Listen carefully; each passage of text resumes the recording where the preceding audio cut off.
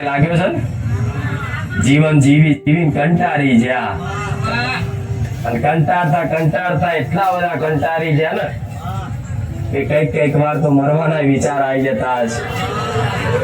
શું કામની આવી જીવન, શું કામની આવી જિંદગી, તો ઊંધી આવા દુઃખના દાડા કાઢવાના. હવે તો માં સહન નહીં થતું, હવે બેઠાતું નહીં.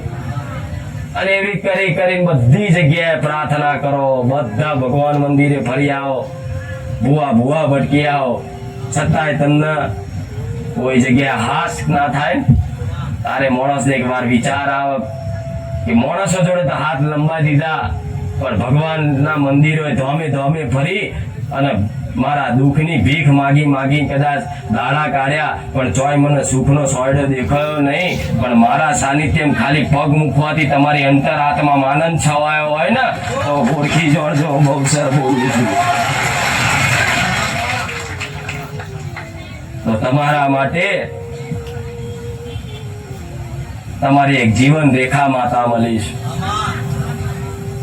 મારો એક લેખ લખેલો છે, લેખ પૂરો કરવા કદાચ મારા ભગવાને આ સમયગાળો રચાયો છે. પણ ભલે બધી જગ્યાએ ફરીને આવ્યા છે, હું જાણું છું. કઈક ભાવિકો તો મારા સાનિધ્યમાં આવતા હોય પણ નંબર ના આવતો હોય, લાવો કે બીજે ઓટો મારી આવે, એવી રીતે જાય. ભલે જતા મને કોઈ તકલીફ, મને કોઈ વાંધો, પણ ફરી આવો આખી દુનિયા સોય તમને હાસ નહીં દેખાય.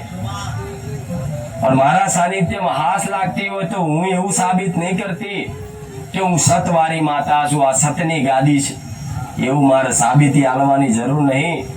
પણ હું તો એ કહું છું, દુનિયામાં બધા મંદિરો મઢ ભૂવા ફર્યા, પણ કદાચ પોતાની કુળદેવીના શરણ તો મારા જેવી માતાએ જ બતાયા. હું બહુ સરખું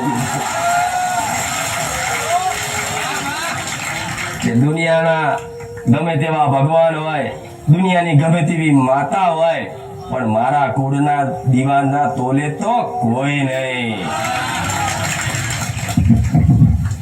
એવી સમજ અને એવી પ્રેરણા તો ખાલી મારા સાનિધ્યમાં જ જોવા મળી છે કે જે પોતાના કરતા એટલે એમની કુળની માતાનું મહત્વ વધારે સમજાવે છે, મહત્વ આલે છે. કોણ જે કદાચ મારા જેવી માતા કરી જાય છે, છતાંય જસ તમારી માન આલવા વાળી જગતમાં હું એક જ માતા આવીશ. એ કોમ કરી જવું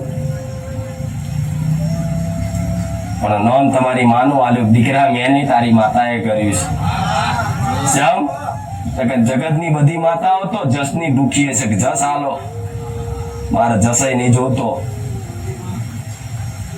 પણ હું તમારી માં પ્રત્યે, તમારી કુળની માતા પ્રત્યે જેટલો ભક્તિ ભાવ અને પ્રેમ વધારું છું, એ તો જે મારા સાનિધ્યમાં 6 મહિના ખાલી આયા છે એના વાતનો અનુભવ થઈ ગયો છે. આવું બહુ સરસ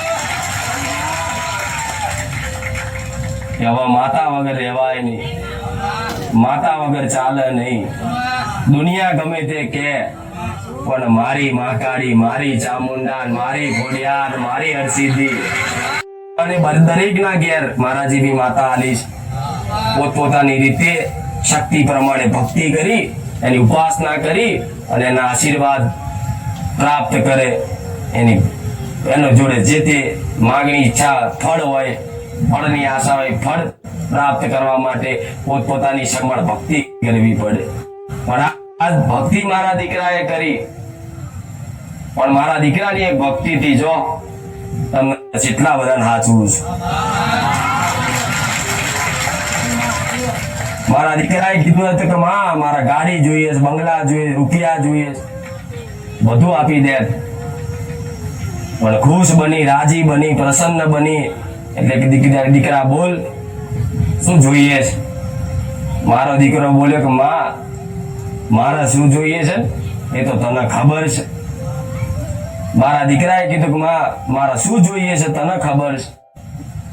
મારા દીકરાની શું ભાવના હતી, એ ભાવના હું 100% જોતી કે મારો દીકરો હંમેશા સેવા ભાવ જ રાખે છે. મારા બહુસરના રામ. એટલે કીધું કે દીકરા બોલ, તારે જે જોઈએ આપી દઉં. આનો દીકરો કે માં મારે તો તું જોઈએ. કીધું કે મેં કીધું કે હા હું તો મળી જઈ, પણ જીવનમાં કઈ કર્મ કરવું પડશે તાર. તો કે માં સાચું કર્મ આ ધરતી પર સેવાથી મોટું કોઈ કર્મ નહીં. તારા જ આશીર્વાદથી આવી પ્રેરણા મળી છે કે સેવાથી મોટું જગતમાં ધર્મ નહીં, કોઈ કર્મ નહીં. એટલે મારા દીકરાઓની ભાવના જોઈ અને એક વરદાન આલ્યું. માથે હાથ ફેરવીને કીધું દીકરા જા, તે ખાલી સેવાની ભાવના કરી છે. તે લોકો દુઃખ પ્રત્યે પોતાનું દુઃખ જાણી અને આહુડા કદાચ બે પાડ્યા છે. પણ જા જગતમાં હું બહુસર માતા એવા આશીર્વાદ આલું છું. ખાલી જો તારા પગ પડશે, જો તારો અવાજ સંભળાશે અને જો કદાચ માણસો તને જોશે તો જ એને જો સુખની અનુભૂતિ ના કરાવું તો હું સોલંકી પીઠીની હું મેલડી.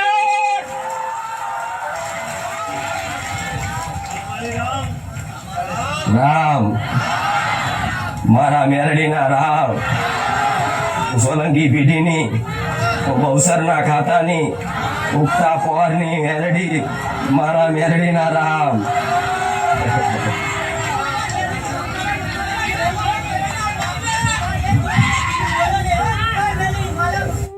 ભલે રામ, દરેક દીકરાઓને રામ, દરેક મારી વાલી દીકરીઓને રામ, દરેક મારા ઉંમર લાયક વડીલો બેઠા હોય એવાને રામ, દરેક મારા નાના બાળ બેઠા હોય નહીં રામ. દરેકને ખૂબ રામ છે. એવા મારા દીકરાઓની ભાવનાઓ જોઈ અને મેં મેલડીએ કીધું કે જા, જો તારો પગ પડશે ને તો આનંદ છવાઈ જશે. આજ મારો દીકરો જો જાય, આજુબાજુનું વાતાવરણ આખું આનંદ ભર્યું થઈ જાય. આજ મારો દીકરો ગાદી પર બેઠો છે, પણ જો એનો આનંદ જો તમારા હૃદયમાં છવાઈ જાય.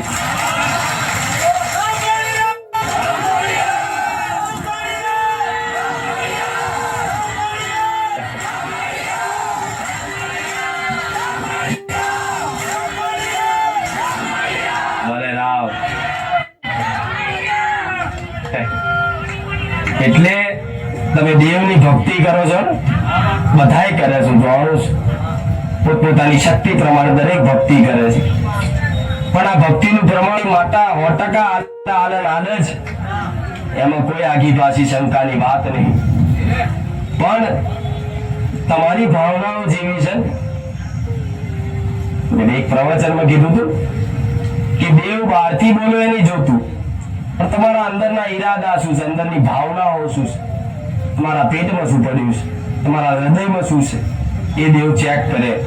અને જો તમારા હૃદયમાં જ કદાચ તમારા મનમાં જ તમારી નાભીમાં જ કોઈ ખોટી વાત પડી હશે તો દેવ તો ગમે તેવું કહેશે કે ભક્તિ કરી હોય ને ઉપાસના કરી હોય ને તો ખોટું કરવા માટે તે દેવી શક્તિ તથાસ્તુ કહી દેતી હોય છે. જેમ રાક્ષસો પહેલા ભક્તિ કરતા અને તપ કરતા, પ્રગટ બને ભગવાન માતાજી, તો ખબર છે કે આ ખોટું કરવા માટે જ આ માંગ્યું છે, છતાંય તે માતાજીને ભગવાનને એના વરદાન આલવું પડતું, જા તથાસ્તુ, તારી ઈચ્છા પૂરી થઈ જશે. એટલે માતા તમે ભક્તિ કરો છો ને તો તમને એનું ફળ આપશે જ, પણ તમે ફળ શું માંગો છો એ તો વિચારો બધાડો. તમે ફળ શું માંગો છો? મારી નોમ ના થઈ જાય, સમાજમાં મારું મોટું નામ થઈ જાય, ગાડી નહીં ગાડી આવી જાય, મારો ગામમાં વટ રહી જાય, સોનું ચાંદી દાગીના આવી જાય, 4, 5, 10 વીટીઓ પહેરતો થઈ જવું, અને જો જોતા બધા મને લોકો વાહ વાહ કરે, ખુરશીઓ હાલે. આવી બધાને તમારી ભાવના છે. હું એ કહું છું ભક્તિ કરો, તમારી એ ઈચ્છા તમારી માં પૂરી ના કરે એટલે તું મેલડી મળી ગઈ. પણ એવું જ કંઈક માગી જો એક વખત, કે માગ્યા પછી જીવનમાં કશું માંગણી જ ના રહે. એવું કંઈક મળી જાય તમને અમૃત જેવું, કે જેને પ્રાપ્ત કર્યા પછી કશું વસ્તુ દુનિયાનું કશું જ વસ્તુ પ્રાપ્ત કરવાનું બાકી રહે. એવી વસ્તુ શું છે? હશે ને કંઈક તો હશે. એ તમારી ઘેર બેઠેલી કુડુની માં છે. એ મળી જાય ને દુનિયાનું કોઈ જ વસ્તુ માંગવાની જરૂર પડે થોડા હું ભૂખાર મેળવી મટી જાઉં. તમને જેની ખોટ છે, જેની જરૂર છે, ત્યાંથી તમારી માતા લાવો ને, એ તો તમને સપને ખ્યાલ ના હોય. દેવ કરે ને એવું કોઈ ના કરે. તમને સપને ખ્યાલ ના હોય, તમારા વિચારો બંધ થઈ જાય, તમારું જ્ઞાન બંધ થઈ જાય, અને એવી જગ્યાએથી દેવ આવે તમને જે સપને તમે વિચાર્યું ના હોય. એનું નામ માવતર કહેવાય, એનું નામ માં કહેવાય, એનું નામ માતા કહેવાય. એવી તમારે ઘેર સજ. પણ તમારી માં તમારી આ હટ, તમારી આ માંગણી પૂરી નહીં કરતી, તેનું કારણ એવું નહીં તમારી માં વાપરતી નહીં. વાપરે છે. હવે તો અહેસાસ થયો કે નહીં કે જો ભૂખાર મેળવી આટલું બધું અમને મનની વાત વાપરી જતી હોય, બોલતા તમારું કામ કરી બતાવતી હોય, તો અમારી માં એ વાપરતી જશે. હું એવું કહું છું, તમારી માં દરેક નું વાપરે છે, પણ તમારી માગણી એવી હશે ખોટી, ક્યાંક આગળ જતા નુકસાનદાયક હોય, કે તમારી માગણી ખોટી હોય, તો તમારી માં એ માગણી પૂરી કરતી. અને અમુકની કદાચ ચલો